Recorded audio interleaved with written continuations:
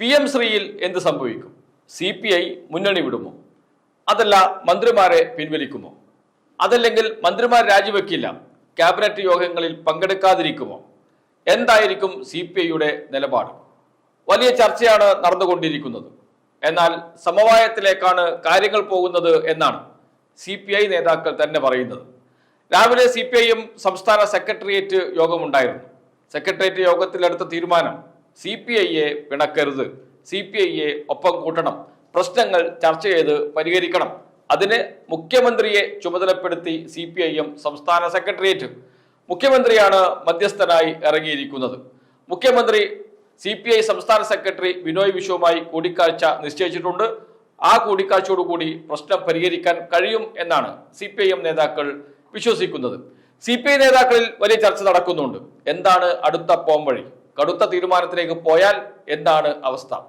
മന്ത്രിമാരെ പിൻവലിക്കുക, അതല്ലെങ്കിൽ മന്ത്രിമാർ രാജിവെക്കില്ല, മന്ത്രിസഭാ യോഗത്തിൽ പങ്കെടുക്കാതിരിക്കുക, ഇത് രണ്ടും നടക്കുന്ന കാര്യമല്ല. മന്ത്രിമാരെ പിൻവലിച്ചാൽ മുന്നണി തുടരാൻ കഴിയുമോ എന്ന വലിയ ചോദ്യം ഉയരുന്നുണ്ട്. LDFിൽ നിന്ന് CPI പുറത്തു പോയാൽ എന്തായിരിക്കും സ്ഥിതി? UDF സ്വീകരിക്കും എന്നൊക്കെ പറയുന്നുണ്ട്. എങ്കിലും UDFിൽ 3-ാം സ്ഥാനത്തായിരിക്കും CPI എന്നത് നാം ഓർക്കണം. 2-ാം സ്ഥാനത്ത് മുസ്ലിം ലീഗാണ്. അതോടൊപ്പം തന്നെ മറ്റു രാഷ്ട്രീയ പ്രശ്നവും കൂടിയുണ്ട്. ഇതൊരു സാങ്കേതിക പ്രശ്നമാണ്. രാഷ്ട്രീയ പ്രശ്നം എന്നത് PM ശ്രീ പദ്ധതിയിൽ ഒപ്പിട്ടതിൽ പ്രതിഷേധിച്ചിട്ടാണ് LDF വിടുന്നത്. CPI എങ്ങോട്ടാണ് പോകുന്നത്? കോൺഗ്രസ് ഉൾപ്പെടുന്ന മുന്നണിയിലേക്ക്. കോൺഗ്രസ് നേരത്തെ തന്നെ ഒപ്പിട്ട് കഴിഞ്ഞു. രാജസ്ഥാൻ സർക്കാർ ഒപ്പിട്ടു. അതിനേക്കാളും മറ്റൊരു കാര്യം, BJP സർക്കാർ നടപ്പാക്കുന്നതിനേക്കാളും ആവേശത്തോടു കൂടിയാണ് കോൺഗ്രസ് സർക്കാരുകൾ PM ശ്രീ പദ്ധതി നടപ്പാക്കുന്നത്. തെലങ്കാനയിലും കർണാടകയിലും ഒക്കെ നാം അത് കാണുന്നുമുണ്ട്. അങ്ങനെ വരുമ്പോൾ നേരത്തെ ഒപ്പിടുകയും പദ്ധതി BJP സർക്കാരിനേക്കാളും പൂർവാധികം ശക്തിയോടെ നടത്തുകയും ചെയ്യുന്ന കോൺഗ്രസിനോടൊപ്പം എങ്ങനെ ചേരാൻ കഴിയും CPIക്ക്? വലിയ ചോദ്യമാണ് CPI നേതാക്കളുടെ മുന്നിലുള്ളത്. പിന്നെ ഒറ്റയ്ക്ക് നിൽക്കണം. ഒറ്റയ്ക്ക് നിന്നാൽ CPIയുടെ അവസ്ഥ എന്താകുമെന്ന് നമുക്കറിയാം. ഒരു സീറ്റിൽ പോലും ജയിക്കാൻ കഴിയില്ല. 3-ാം സർക്കാർ വരും എന്ന പ്രതീക്ഷയിലാണ് LDF നിൽക്കുന്നത്, CPM നിൽക്കുന്നത്. അതിനുള്ള എല്ലാ തയ്യാറെടുപ്പുകളും ആരംഭിച്ചു കഴിഞ്ഞു. UDFിന്റെ ഭാഗമായാൽ തന്നെ അതെങ്ങനെ ആകുമെന്നത് മറ്റൊരു ചോദ്യമാണ്.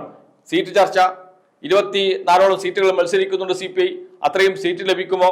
ലഭിച്ചാൽ തന്നെ ഏതൊക്കെ സീറ്റ്, വിജയസാധ്യതയുള്ള സീറ്റുകൾ ലഭിക്കുമോ എന്നതൊക്കെയുള്ള വലിയ പ്രശ്നങ്ങളുണ്ട്. ഇപ്പോൾ LDFിൽ നിൽക്കുമ്പോൾ സർക്കാരിൽ 4 മന്ത്രിമാരുണ്ട്. UDFിൽ ഒരിക്കലും 4 മന്ത്രിസ്ഥാനം ലഭിക്കില്ല എന്ന കാര്യത്തിൽ സംശയമേയില്ല. കാരണം അവിടെ തന്നെ മന്ത്രിമാർക്ക് വേണ്ടി അടി നടന്നുകൊണ്ടിരിക്കുകയാണ്. കോൺഗ്രസ് മന്ത്രിമാരെ എണ്ണം കുറച്ചാൽ ഉറപ്പാണ് കോൺഗ്രസിൽ അടി നടക്കും. മുസ്ലിം ലീഗ് ഒരു മന്ത്രിമാർ അധികം വേണമെന്ന ആവശ്യം ഉന്നയിച്ചിട്ടുണ്ട്. മന്ത്രിമാരുടെ എണ്ണം കൂട്ടണം എന്ന് മാത്രമല്ല, ഉപമുഖ്യമന്ത്രി സ്ഥാനം ഇത്തവണ മുസ്ലിം ലീഗിന് വേണം UDF ജയിച്ചാൽ എന്ന ചർച്ചകൾ നടന്നുകൊണ്ടിരിക്കുകയും ചെയ്യുന്നുണ്ട്. അതുകൊണ്ട് UDFിൽ ചേരുക എന്നത് വളരെ എളുപ്പമുള്ള കാര്യമല്ല CPIക്ക്. UDF കൺവീനർ സ്വാഗതം പറഞ്ഞിട്ടുണ്ട്, വാതിൽ തുറന്നിട്ടിട്ടുണ്ട്. പക്ഷേ വാതിലേക്ക് കയറിയാൽ എവിടെ നിൽക്കും എന്നത് വലിയ ചോദ്യമാണ്. രാഷ്ട്രീയമായി LDFിൽ അങ്കലാപ്പുണ്ടാക്കാൻ വേണ്ടിയുള്ള ഒരു രാഷ്ട്രീയ സ്വാഗതം മാത്രമാണ് മുന്നോട്ട് വെച്ചിരിക്കുന്നത് UDF കൺവീനർ അടൂർ പ്രകാശ് എന്ന് എല്ലാവർക്കും മനസ്സിലായിട്ടുണ്ട്. CPI നേതാക്കൾക്കും മനസ്സിലായിട്ടുണ്ട്. അതുകൊണ്ട് CPIയുടെ വ്യക്തിത്വം നിലനിർത്തിക്കൊണ്ട് LDFിൽ തുടരുക എന്നത് മാത്രമാണ് അവർക്ക് മുന്നിലുള്ള പോംവഴി. അത് ചർച്ചകളിലൂടെ മുന്നോട്ട് കൊണ്ടുപോകുക, അതായിരിക്കും CPI സ്വീകരിക്കാൻ പോകുന്ന വഴി. അതുകൊണ്ട് തന്നെയാണ് ഉച്ചയ്ക്ക് മുഖ്യമന്ത്രിയുമായി CPI സംസ്ഥാന സെക്രട്ടറി ബിനോയ് വിശ്വം ചർച്ച നടത്താൻ തീരുമാനിച്ചിരിക്കുന്നത്. അതോടുകൂടി പ്രശ്നം പരിഹരിക്കപ്പെടും എന്നാണ് CPIയിലെ ഒരു വിഭാഗം നേതാക്കളും CPMും വിശ്വസിക്കുന്നത്. കടുത്ത നടപടിയിലേക്ക് ഇന്നത്തെ സാഹചര്യത്തിൽ CPIക്ക് പോകാൻ കഴിയില്ല. രാഷ്ട്രീയമായി ഞങ്ങളുടെ നിലപാട് ഇതാണ് എന്ന് പറയുകയും CPMും CPIയും തമ്മിൽ രാഷ്ട്രീയമായി വ്യത്യാസമുണ്ട്, അതുകൊണ്ടാണല്ലോ 2 പാർട്ടിയായി നിൽക്കുന്നത്, അതല്ലെങ്കിൽ ഒരു പാർട്ടിയായാൽ പോരെ എന്ന പതിവ് വിശദീകരണമുണ്ട് CPIയുടെയും CPMന്റെയും. അതിലേക്ക് കാര്യങ്ങൾ എത്തും. അവിടെ പ്രശ്നങ്ങൾ പരിഹരിക്കാനാണ് സാധ്യത. മറ്റ് വലിയ പൊട്ടിത്തെറി LDFിലുണ്ടാകും എന്ന് കരുതാൻ രാഷ്ട്രീയം സൂക്ഷ്മമായി നിരീക്ഷിക്കുന്ന ആർക്കും കഴിയില്ല. കാരണം CPIക്ക് LDFിൽ തുടരുക മാത്രമേ ലക്ഷ്യമുള്ളൂ. അതുകൊണ്ട് തന്നെയാണ് CPI എവിടെ പോകാൻ എന്ന ചിന്ത CPI നേതാക്കൾക്ക് ഉള്ളതും. അതുകൊണ്ട് തന്നെയാണ് CPI എതിർത്തിട്ടും PM ശ്രീ പദ്ധതിയിൽ ഒപ്പിടാൻ CPM തീരുമാനിച്ചതും അതല്ലെങ്കിൽ മുഖ്യമന്ത്രി മുൻകൈയെടുത്തതും.